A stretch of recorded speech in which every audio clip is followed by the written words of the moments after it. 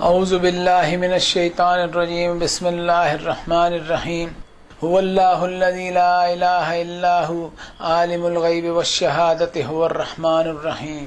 وہی ایک اکیلا رب ہے جو غیب کا علم جانتا ہے اور ظاہر کو بھی جانتا ہے، اور وہ زبردست علم والا اور حکمت والا ہے۔ پچھلی مجلس میں سورۃ الحدید کے پہلے رکوع پر بات چیت الحمدللہ اللہ نے کروائی تھی، وہ رکوع نمبر 1 تھا۔ آج ہم رکوع نمبر 2 کا آغاز کر رہے ہیں اور اس میں سمجھنے کی کوشش کرتے ہیں کہ اللہ تعالی ہم سے کیا فرمانا چاہ رہے ہیں۔ سب سے پہلے تو اس بات کا اقرار کرتے ہیں کہ سبحانک لا علم لنا الا ما علمتنا انک انت العلیم الحکیم، کہ اے رب آپ کی سبحان ہے، ہمیں کوئی علم نہیں مگر وہی جو علم آپ نے ہمیں دیا۔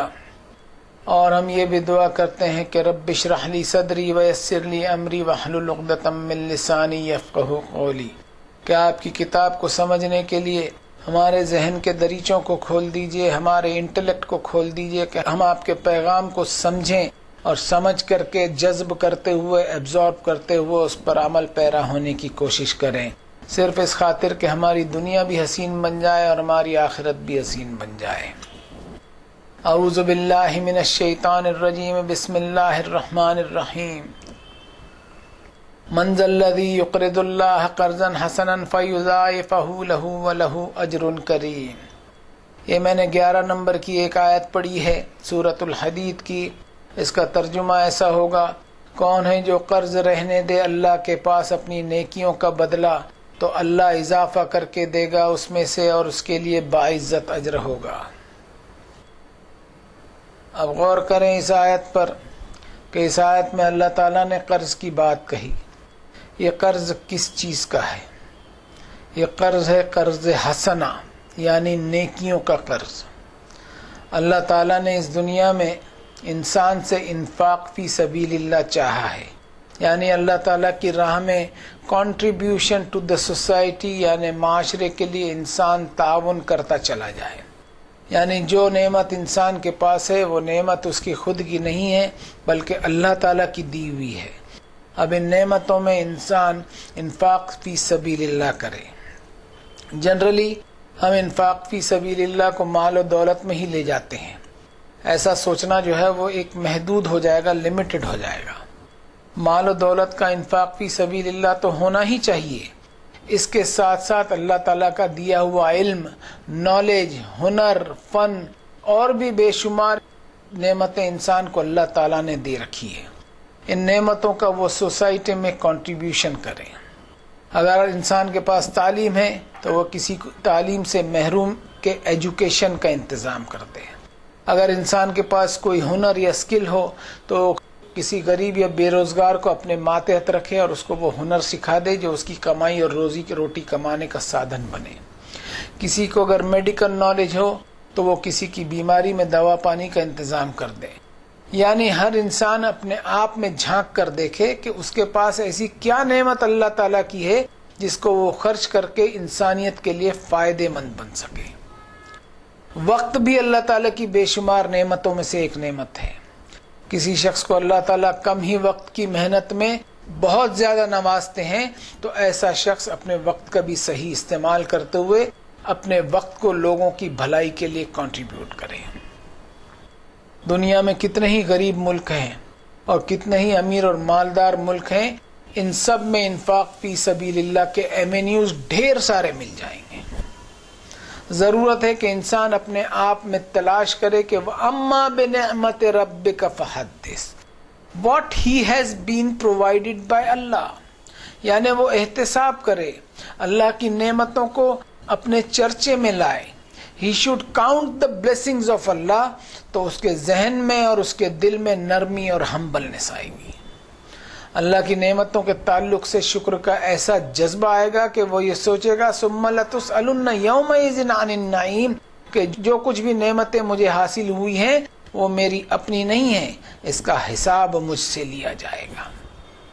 اس لیے اس حساب کا قرض اس کی کوشش رہنی چاہیے کہ وہ اپنے اوپر نہ رہنے دے اس قرض کو، بلکہ ان نعمتوں میں انسانیت کے محروم طبقے کو ان کا حق سمجھتے ہوئے ادا کرتے رہے۔ اس طرح وہ نیکیاں کرتے ہوئے اپنی نیکیوں کا قرض اللہ پر باقی رکھنے کی کوشش کرے. اور یہ اللہ تعالیٰ کی شان کریمی ہے کہ ان نیکیوں کا قرض اللہ تعالیٰ نے اپنے اوپر لیتے ہوئے کئی گنا بڑا چڑھا کر واپس دینے کا وعدہ کیا ہے. ان اللہ لا یخلف المیعاد، اس لیے کہ اللہ تعالیٰ اپنے وعدے کی خلاف ورزی نہیں کرتے. اور اتنا ہی نہیں، اپنے اوپر قرض کو اللہ تعالیٰ ملٹی پلائی کر کے دینے کے ساتھ ساتھ اجر کریم یعنی ریوارڈ فل آف ڈگنیٹی سے بھی نوازیں گے. اب اگلی آیت لیتے ہیں. یوم تر المؤمنین والمؤمنات یسعی نورہم بین ایدیہم وبایمانہم بشراکم اليوم جنات تجری من تحتها الانہار خالدین فیہا ذالک هو الفوز العظیم. اس دن تو دیکھے گا کہ مومن مردوں اور مومن عورتوں کو پھیل رہا ہوگا ان کا نور ان کے آگے اور ان کے دائیں. کہا جائے گا بشارت دی جاتی ہے تمہیں آج ایسی جنتوں کی جاری ہیں جن کے دامن میں نہریں، ہمیشہ رہو گے اس میں، یہی ہے وہ عظیم الشان کامیابی. یہ آیت نمبر 12 پڑھی میں نے، اس کا ترجمہ بھی ہوا الحمدللہ. اب اس کو سمجھنے کی کوشش کرتے ہیں. قیامت کے دن ایسے نیک لوگ جنہوں نے اللہ تعالیٰ کے پاس اپنی نیکیوں کا قرض رہنے دیا ہوگا، وہ قرض اللہ تعالیٰ کے پاس ایک ایسے انویسٹمنٹ کی صورت میں موجود ہوگا جس کے اپریسیشن اینڈ ملٹیپلیکیشن کی کوئی انتہا نہیں ہوگی. اور قیامت کے دن ان کے ارد گرد روشنی ہی روشنی ہوگی، نور ہی نور ہوگا، اس لیے کہ انہوں نے اس دنیا میں اپنی زندگی اللہ تعالیٰ کی نورانی ہدایت اور ایمانداری کے تحت گزاری ہوگی.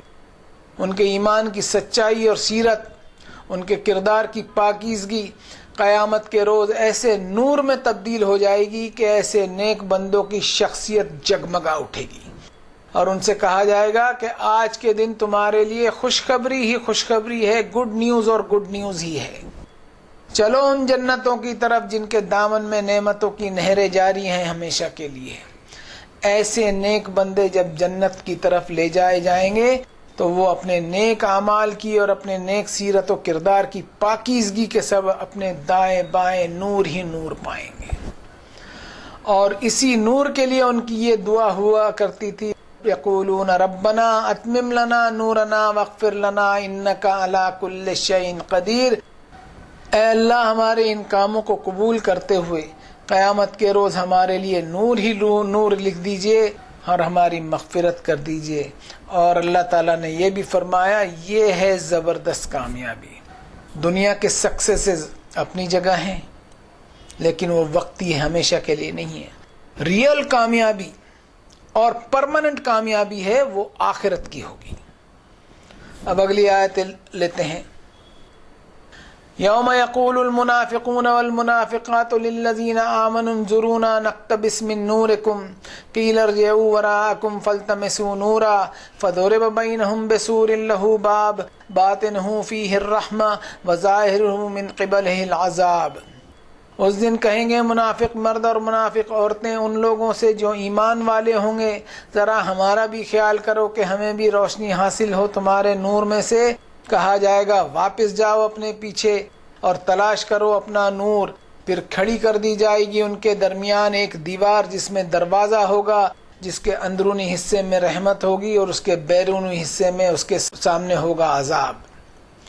ینادونہم الم نکم معکم قالوا بلا ولکنکم فتنتم انفسکم وتربصتم وارتبتم وغرتکم الامانی حتی جاء امر اللہ وغرکم باللہ الغرور.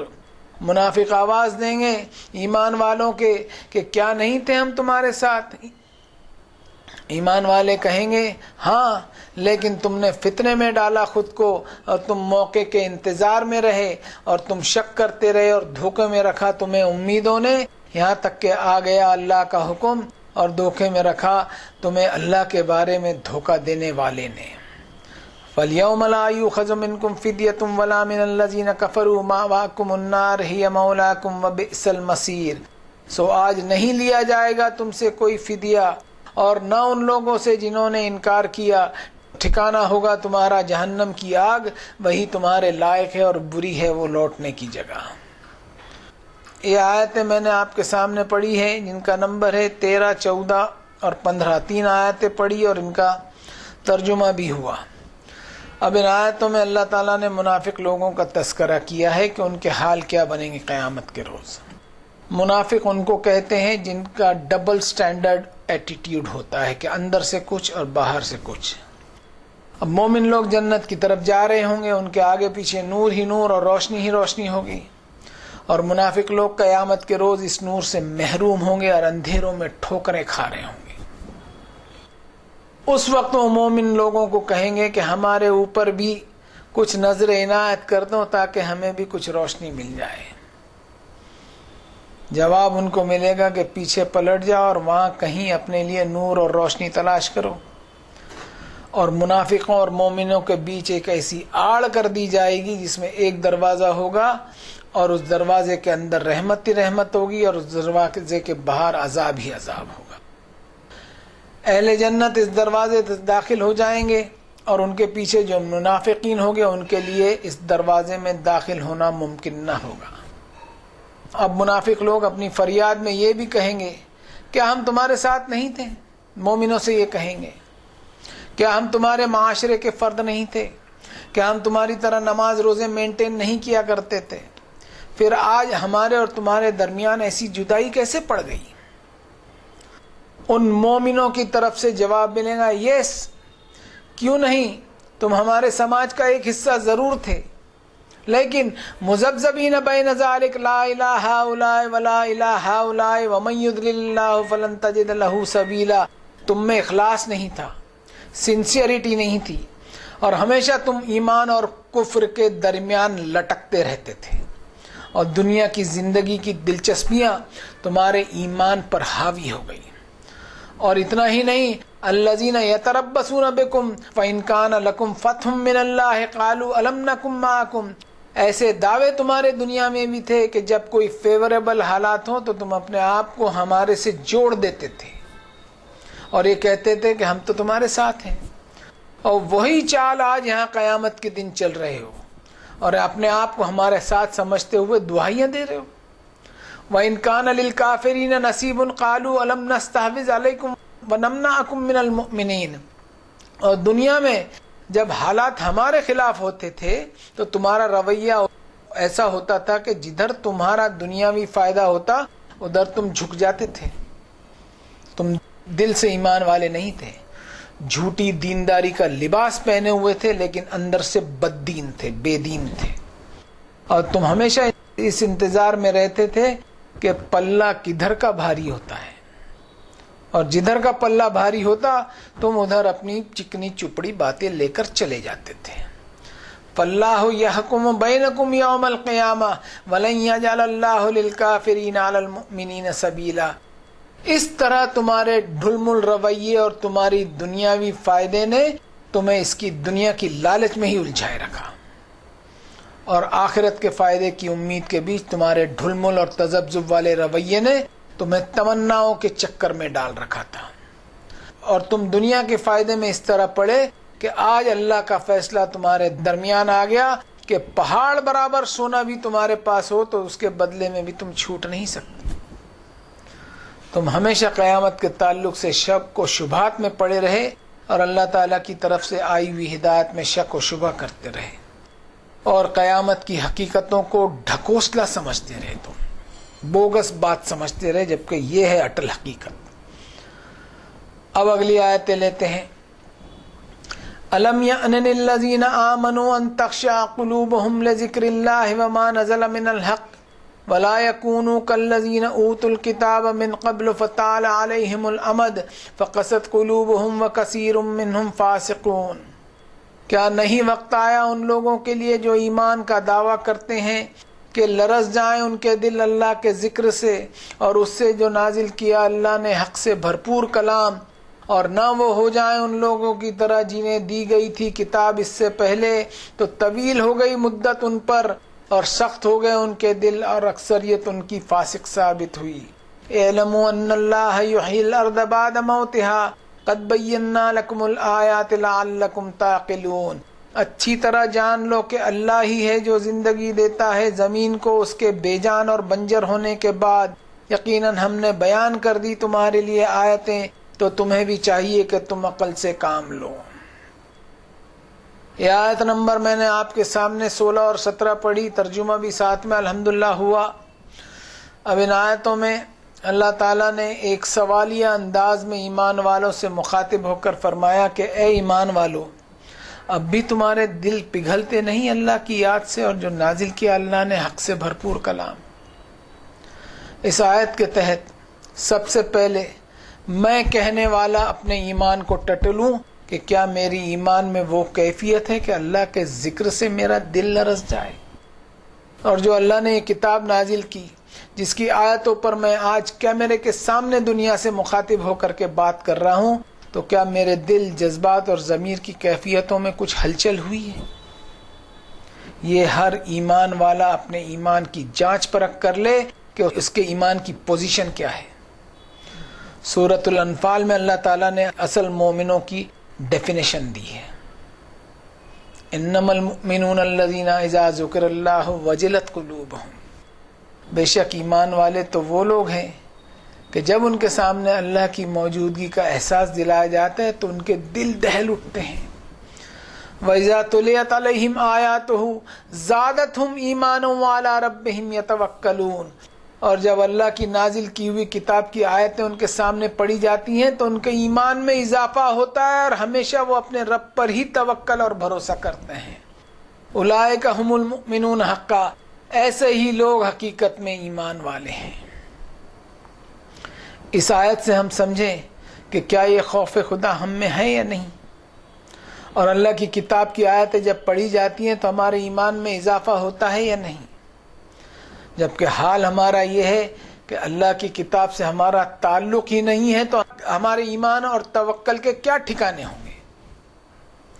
ہمارا ایمان اور توکل صرف نام کا ہے، اور ہماری دینداری ایک قسم کی ایسی رسم بن گئی ہے کہ اچھی آواز میں درود ڈاؤن لوڈ کر لو یا اس کی رنگ ٹون بنا لو. ہم چیک کریں اپنے آپ کو کہ کہیں ہمارے دل سخت تو نہیں ہو گئے اور ہمارا ایمان اتنا گیا گزرا ہو گیا کہ اللہ کی کتاب پچھلے 1450 برس سے ہمارے درمیان موجود ہے، پھر بھی ہمارے ایمان میں کوئی حرارت نہیں ہے. اللہ تعالیٰ اس آیت کے اگلے حصے میں یہ بھی فرما رہے ہیں کہ پچھلے اہل کتاب نے اللہ کی آیتوں کے ساتھ یہی کھیل کھیلا جس کے نتیجے میں ان کے دل ایسے سخت ہو گئے کہ اللہ کی ناراضگی کو ہی انہوں نے مول لے لیا. آج ہم اجتماعی طور پر اپنا محاسبہ کریں کہ جو حالات ہم پر طاری ہیں اور مسلسل ہم اجتماعی تکلیفوں سے گزر ہی رہیں، کہیں ایسا تو نہیں ہم قرآن مجید کو اگنور کر کے اللہ تعالیٰ کی ناراضگی مول لے بیٹھے.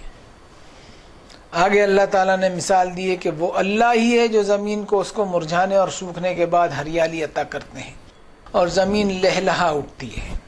اس مثال کو اللہ تعالیٰ نے بیان اس لیے کیا ہے کہ انسان سمجھے کہ اللہ تعالیٰ کی آیتیں اور نشانیاں ایک انسان میں ایمان اور توکل علی اللہ کا نورانی باغ اگائے. اب اگلی آیتیں لیتے ہیں جو اس رکوع کی آخری آیتیں ہیں. ان المصدقین والمصدقات واقرضوا اللہ قرضا حسنا یضاعف لهم ولهم اجر کریم. بے شک صدقہ خیرات کرنے والے مرد اور صدقہ خیرات کرنے والی عورتیں اور قرض رکھنے والے اللہ کے پاس اپنی نیکیوں کا قرض اللہ اضافہ کر کے دے گا انہیں اس میں، اور ان کے لیے عزت والا اجر ہوگا. والذین آمنوا باللہ ورسلہ اولئک هم الصدیقون والشہداء عند ربہم لهم اجرهم ونورهم والذین کفروا وکذبوا بآیاتنا اولئک اصحاب الجحیم. اور وہ لوگ جو ایماندار بنے رہے اللہ اور اس کے رسولوں کی دعوت کے ساتھ، اس طرح کے لوگ وہی سچے اور گواہ ہیں ان کے رب کے یہاں، ان کے لیے ان کا اجر اور ان کا نور ہوگا. اور جن لوگوں نے انکار کیا اور جھٹلایا ہماری آیتوں کو، یہی لوگ جہنم والے ہوں گے. اس رکوع کی آخری دو آیتیں میں نے پڑھی 18 اور 19، ان کا ترجمہ بھی ہوا. اب ان آخری دو آیتوں میں اللہ تعالیٰ نے ایمان والوں کی صفتیں بتائی ہیں کہ ایمان والے بندے اپنے ایمان کی صداقت اور سچائی کا ثبوت اس طرح دیتے ہیں کہ دنیا میں ان کی نیکیاں اس طرح ہوتی ہیں کہ اپنے اعمال صالحہ کا انویسٹمنٹ وہ صرف اللہ ہی کے پاس ڈپازٹ کرتے ہیں. قیامت کے دن ان نیکیوں کا انویسٹمنٹ، اس کا ریٹرن اللہ تعالیٰ کئی گنا ملٹیپلائی کر کے عطا فرمائیں گے، اور ان کے لیے اکرام والا، اجر والا، ڈگنیفائڈ ریوارڈ ہوگا. ان الذین یتلون کتاب اللہ واقاموا الصلاۃ وانفقوا مما رزقناہم سرا وعلانیۃ یرجون تجارۃ لن تبور. کیونکہ ایسے لوگ اللہ کی کتاب کی تلاوت کرتے ہوئے اللہ کے میسج کو اپنے آپ پر ایسا لاگو کیا کہ انہوں نے الصلاۃ یعنی عبادتوں کا ڈیوائن سسٹم اپنے آپ میں ایسا لاگو کیا کہ انسانیت کے لیے انہوں نے چھپے اور کھلے، سیکریٹلی اینڈ پبلکلی اللہ تعالیٰ کے دیے ہوئے فضل میں سے کنٹریبیوٹ کیا. اور اس طرح اللہ تعالیٰ کے ساتھ انہوں نے ایک ایسا پروفیٹیبل بزنس اور منافع بخش کاروبار کی ڈیلنگ کی، کیونکہ ان کا ایمان ایسا تھا کہ اس دنیا میں کسی بھی کاروبار اور بزنس میں کچھ نہ کچھ نقصان کا خطرہ ہوتا ہی ہے، اور انسانیت کے لیے کام آنے کا جو بزنس اللہ کے ساتھ ہے اس میں نقصان اور لاس تو دور کی بات، بلکہ فائدہ ہی فائدہ ہے. اور فائدہ بھی کوئی عارضی نہیں، ٹیمپرری نہیں، بلکہ ہمیشہ کا فائدہ ہے. اور ایسے ایماندار لوگ جو اللہ کے ساتھ اور اس کے پیغام کے ساتھ ایماندار بنے رہے اور اپنے ایمان کو صرف زبان ہی سے نہیں اقرار کیا بلکہ اپنی پوری وفاداری کا ثبوت دیا، ایسے لوگ صدیق اور شہداء میں شمار کیے جائیں گے. ان کے لیے ان کو نورانی اجر عطا فرمایا جائے گا. اللہ تعالیٰ کے جتنے بھی وعدے ہیں وہ اللہ تعالیٰ پورا فرمائیں گے. ضرورت ہے کہ انسان نے جو اللہ تعالیٰ سے وعدہ کیا ہے کہ ایاک نعبد و ایاک نستعین، کہ اپنے آپ کو اللہ کی غلامی میں دینے کا جو اس نے وعدہ کیا ہے اس پر وہ کھرا اترے. اور اللہ تعالیٰ کے جو وعدے ہیں قیامت کے دن اللہ ان وعدوں کو پورا کریں گے. اس پورے رکوع کا لب لباب یہ ہے کہ اللہ تعالیٰ اس دنیا کے امتحان میں انسان سے کیا چاہتے ہیں. اللہ تعالیٰ انسان سے چاہتے ہیں کہ وہ اس دنیا میں ایک ایمانداری والا جیون گزارے اور جو نیکیوں سے بھرپور ہو، اور انسان کے ایمان میں منافقت اور ہپوکریسی اور ڈبل سٹینڈرڈ والا رویہ نہ ہو. عام طور پر ایسا دیکھا جاتا ہے کہ انسان کا ایمان ذرا سی آزمائش میں ڈگمگا جاتا ہے. ہونا یہ چاہیے کہ اس ڈگمگاہٹ میں انسان کھرا اترتے ہوئے اپنے رب پر مضبوط بھروسہ رکھے. ایک آیت کوٹ کروں گا، وَمِنَ النَّاسِ مَن يَعْبُدُ اللَّهَ عَلَى حَرْفٍ. انسانوں میں ایسا بھی ہے کوئی جو ایک کنارے پر اور باؤنڈری لائن پر رہ کر کے اللہ کی بندگی کرتا ہے. فَإِنْ أَصَابَهُ خَيْرًا اطْمَأَنَّ بِهِ. جب اس کو کوئی فائدہ پہنچتا ہے تو بڑا اطمینان میں آ جاتا ہے اور بے فکرہ بن جاتا ہے، مطمئن ہو جاتا ہے، سیٹسفائیڈ ہو جاتا ہے. وَإِنْ أَصَابَتْهُ فِتْنَةٌ انْقَلَبَ عَلَى وَجْهِهِ. اور جب اللہ تعالیٰ اس کو ذرا سا آزماتے ہیں تو اپنے ایمان سے الٹا پھر جاتا ہے. ایسا شخص وہ ہوتا ہے جو اوپری جذبے سے اللہ کی غلامی کو مانتا ہے، جبکہ اس کی حقیقی دلچسپیاں اپنے ہی ذاتی فائدوں سے وابستہ ہوتی ہیں. اور یہ وابستگی صرف اس وقت تک کے لیے ہوتی ہے جب تک دین کو اختیار کرنے سے اس کا کوئی نقصان نہ ہو رہا ہو اور اس کے اپنے فائدوں پر مار نہ پڑتی ہو. ایسے شخص کی جب ذرا سی آزمائش ہوتی ہے تو وہ دین کے ساتھ کمپرومائز کرتے ہوئے اپنے پرسنل انٹرسٹ یعنی ذاتی مفاد کی طرف جھک جاتا ہے. خسرت دنیا والآخرہ ذالک هو الخسران المبین. ایسے لوگ منافق ہوتے ہیں جو دنیا کو بھی پانے میں ناکام ہوتے ہیں اور آخرت کو پانے میں بھی ناکام ہوں گے.